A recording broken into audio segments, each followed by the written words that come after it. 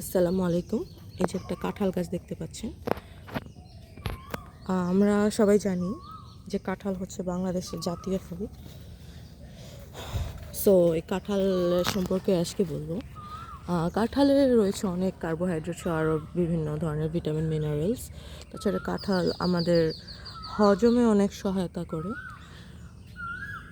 যেহেতু সিজনাল ফল সেহেতু আমাদের উচিত দৈনিক খাদ্য তালিকায় 1 পিস 2 পিস মানে 1 কোষ 2 কোষ হলো কাঁঠাল রাখা।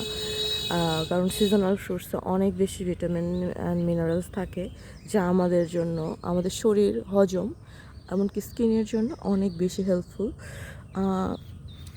দেখতে পাচ্ছেন এখানে কিছু ফুলও এসেছে, মানে কিছু কাঁঠাল এঁচড় খাওয়ার উপযুক্ত হয়ে গেছে। এঁচড় মানে হচ্ছে কাঁঠালের তরকারি রান্না করে অনেকে, সেটাকে নর্মালি এঁচড় বলা হয়।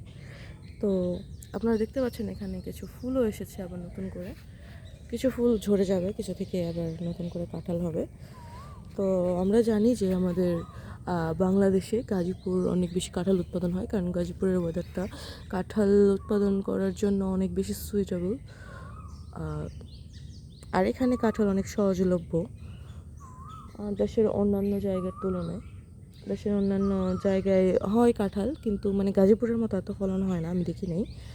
That's it. সবাই কাঁঠাল খান, কাঁঠাল অনেক বেশি হেল্পফুল। Thank you.